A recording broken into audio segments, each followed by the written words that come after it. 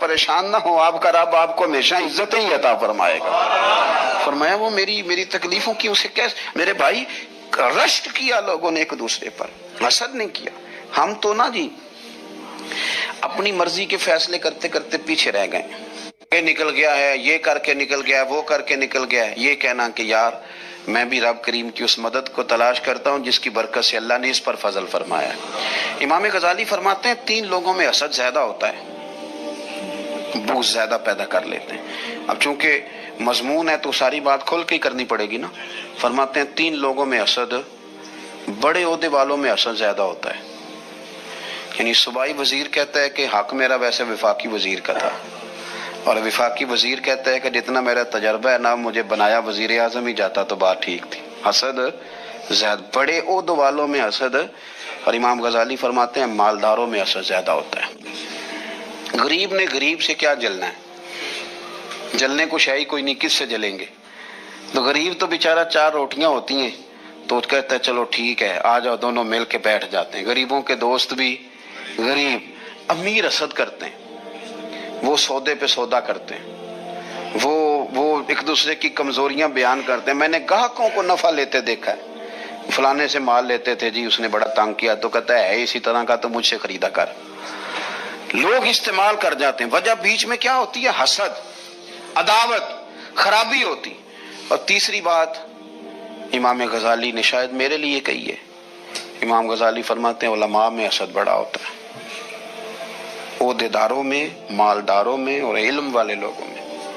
وہ بھی اللہ کی تقسیم پر راضی نہیں ہوتے، چونکہ وہ سمجھتے ہیں مجھے یہ لفظ آتے ہیں، میری قابلیت زیادہ ہے، میں زیادہ پڑھا لکھا ہوں تو یہ منصب بھی میرا تھا، یہ کام بھی میرا تھا، یہ بھی میرے پاس ہونی چاہیے۔ ایسا نہیں ہوتا، یہ تو رب کریم کی عطا ہے۔ میں کئی دفعہ کہہ چکا ہوں کہ کام لینے پہ آئے تو میرے جیسے بیکار آدمی سے کام لے لے، یہ اس کی عطا ہے۔ اب ہمیں کرنا کیا ہے؟ ہمیں اس کی تقسیم پر راضی رہنا ہے، اس کی تقسیم پر قربان جائیں۔ رسول پاک علیہ السلام سے صحابی نے پوچھا حضور عزت کیا ہے؟ فرمایا جو رب نے تجھے دیا اس پہ راضی ہو جا، اللہ عزت عطا کر دے گا۔ قناعت کر، جو اللہ نے تجھے دیا اس پر قناعت کر، اللہ تجھے عزت دے دے گا۔ حضور ذلت کیا ہے؟ فرمایا لوگوں سے لالچ نہ رکھنا، تو ذلیل ہو جائے گا، لالچ نہ کر۔ تیزی کے ساتھ پرموٹ ہوتی ہیں چیزیں، ہمیں سازش کرنی آتی ہے، ہمارا خیال ہوتا ہے کہ میں نے دوسروں کے پیسوں پہ کاروبار کرنا ہے، ہمارا خیال ہوتا ہے کہ پالٹی ڈال کے روٹی کھانی ہے، ہمارا خیال ہوتا ہے کہ کسی بندے کو کس طرح استعمال کرنا ہے۔ یاد رکھ لینا، کبھی بات نہ بھولنا، جو لوگوں کو استعمال کرنا چاہتا ہے وہ ساری زندگی استعمال ہوتا رہتا ہے، جو کسی شخص کو کسی مقام پر رسوا کرنا چاہتا ہے اپنی عزت بچا نہیں پاتا۔ جو آدمی لوگوں کو حقیر جانتا ہے اللہ اسے کبھی عزتیں عطا نہیں کرتا، وہ گڑھوں کے اندر گرتا چلا جاتا ہے۔ یاد رکھیں جو عزتیں دینی شروع کر دے رب اسے باعزت بنا دیتا ہے، جو پیار کرنا شروع کر دے معاشرے میں لوگ اس سے پیار کرنے لگ جاتے۔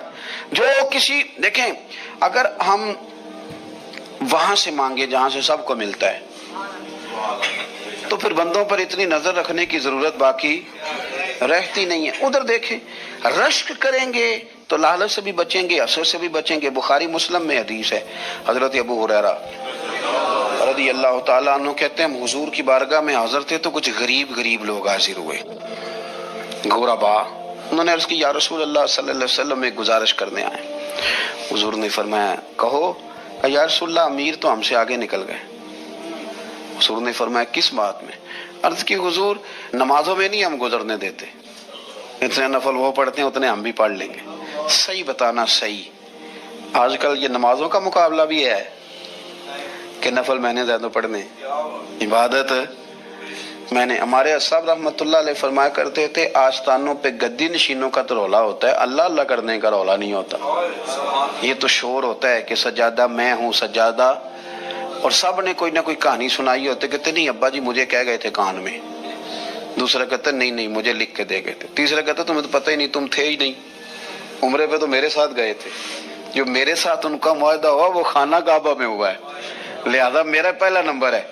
سب کے پاس کوئی نہ کوئی معاملہ ہوتا ہے، یہ سارے کام کوئی ضروری نہیں۔ ضروری کیا ہے کہ وہ جو کہتے تھے کرو، جس نے سب سے زیادہ کر کے دکھایا وہ زیادہ جانشین ہے، وہ زیادہ جانشین ہے جس نے زیادہ کر کے دکھایا۔ معاملہ تو یہ ہے کہ اس رستے پہ کس کس نے چلنا ہے۔ لوگ تو سجادہ نشینی سے بھاگا کرتے تھے، भागते थे। हजरत अबू बकर सिद्दीक रदी अल्लाह ताला अन्हु का विसाले ज़ाहिरी हुआ तो हजरत उमर खलीफा बने। तीसरा दिन तक खलीफा बने हुए। 2-3 छोटी छोटी बच्चियां आ गई, चाचा जान आप खलीफा बने? फरमाया हाँ। चलो फिर असर के बाद अबू बकर हमारे घर जाते थे। फरमाया पुत्र तुम्हारे घर क्या है? कहने लगी हम यतीम है, हमारा भाई कोई नहीं। अबू बकर रोज असर के बाद आते थे, हमारी बकरियों का दूध धो के हमें दे जाते थे। कुछ बेच के गुजारा कर लेती थी, कुछ पी लेती थी। चचा 3 दिन हो गए, मेरी अम्मा भी रोती है, बहनें भी रोती, आप चलेंगे?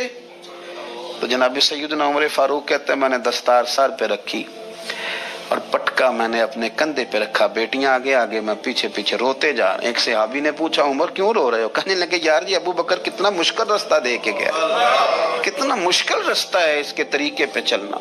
ये लोग तो सज्जादा नशीनी इतना कठिन काम था, लोग भागा करते थे। शौक आ गया।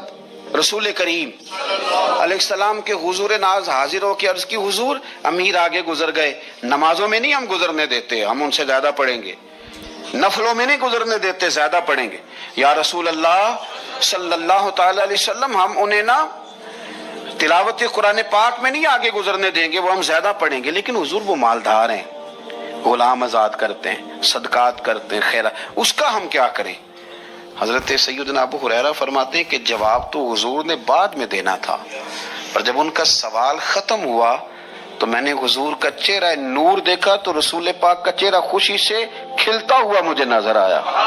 गोया ये जो रश्क है ना कि नेकी में आगे गुजरना, ये हुजूर को इतना पसंद आया कि उनके सवाल से हुजूर बड़े राजी हुए। करीम फरमाने लगे, हुजूर फरमाने लगे मैं तुम्हें एक वजीफा बताता हूँ, तुम वो पढ़ो, अमीर जितनी भी नेकियां करेंगे ना अल्लाह तुम्हें उनके बराबर सवाब दे देगा। ले लो नुस्खा, ये करो काम। या रसूलल्लाह बताएं, फरमाए रात को ना 33 बार सुभान अल्लाह पढ़ा करो, 33 बार अल्हम्दुलिल्लाह पढ़ा करो, 34 बार अल्लाहु अकबर पढ़ा करो। अब जितनी भी नेकियां अमीर करेंगे ना तुम्हारे वजीफे की बरकत से अल्लाह तुम्हें उनके बराबर सवाब अता कर दे। अब जनाबी अबू हुरैरा कहते मैंने उनके चेहरे देखे तो मुझे यूं महसूस हुआ कि जिस तरह किसी बंदे की खोई हुई रकम मिल जाए तो वो राजी नहीं होता। खोई हुई रकम मिल जाए तो बड़ा जैसे कोई उसके हाथ चले, अपना तर्जुमा कर लेते हैं, कमेटी निकलने पे नहीं बंदा बड़ा राजी होता कि 11 महीने से दे रहा था, 10 महीने से चलो निकल ही आई है, शुक्र है अल्लाह का। बड़ा खुश होता है बंदा, बड़ा राजी होता है। इस तरह उन लोगों के चेहरे खिल उठे, क्या बात है हुजूर, बस अब नहीं हम गुजरने देते। घर चले गए, वजीफे पढ़ने लगे। कुछ दिनों के बाद उनमें से कुछ लोग वापस आए। हजरत अबू हुरैरा कहते हैं मुझे चूंकि वो पुरानी बात याद थी तो मैं दिलचस्पी से उनका आना जाना देखने लगा। वो करीम की बारगाह में आके बैठे तो उनमें से एक शख्स बड़ी परेशानी के साथ कहने लगा हुजूर बड़ी परेशानी लग गई। फरमाया क्या हुआ?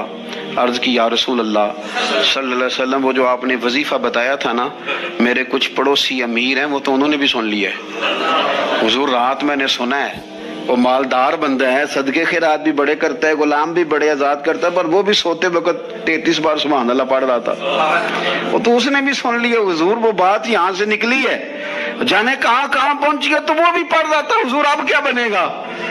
तो कहते हैं उसके सवाल पर भी मेरे हुजूर बड़े ही मुस्कुराए, बाकायदा देहक हो गया हुजूर के, देहक हो गया। सरकार खोल के नहीं मुस्कुराते थे, लेकिन आज हुजूर इतना मुस्कुराए कि मैंने हुजूर के मुकद्दस दांतों की जियारत कर ली। देहक हो गया बाकायदा हुजूर का। हुजूर फरमाने लगे उन्होंने भी सुन लिया हुजूर, और सुन के पढ़ना भी शुरू कर। अब बात को समझे कि किसी अमीर ने ये नहीं कहा कि ये तो गरीब के लिए वजीफा था। मैं कहता हूँ अल्लाह अल्लाह का मिजाज ही नहीं।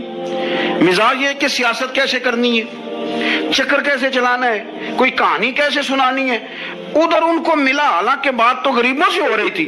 हुजूर तो उन्होंने भी पढ़ना शुरू कर दिया। अब हम क्या करें? रसूल करीम ने फरमाया वो भी पढ़ रहे हैं, हुजूर पढ़ रहे हैं तो फरमाया ज़ालिका फ़ज़लुल्लाह युतीही मन यशा। भाई फिर ये तो अल्लाह का फजल है ना, वो जिसे चाहे अता करे। अब ये हुजूर ने कह दिया तो हजरत अबू हुरैरा कहते हैं मैंने पलट कर उन लोगों के चेहरे देखे, कुर्बान जाएं, मैंने फिर उनके चेहरों पर इत्मीनान देखा, मैंने सुकून देखा, इसलिए कि वो समझ गए जब रब फजल करे तो फिर फजल के मामले में अल्लाह के बंदे बहस नहीं किए करते। वो मुतमईन होके गए, कहने लगे हुजूर फिर ठीक है, अगर मालिक इस तरह तकसीम कर रहा है तो फिर हम राजी हैं अपने रब करीम की रजा पे। अपनी जिंदगी जब मैं آپ بڑی محبت سے قرب و جوار سے تشریف لاتے ہیں. میں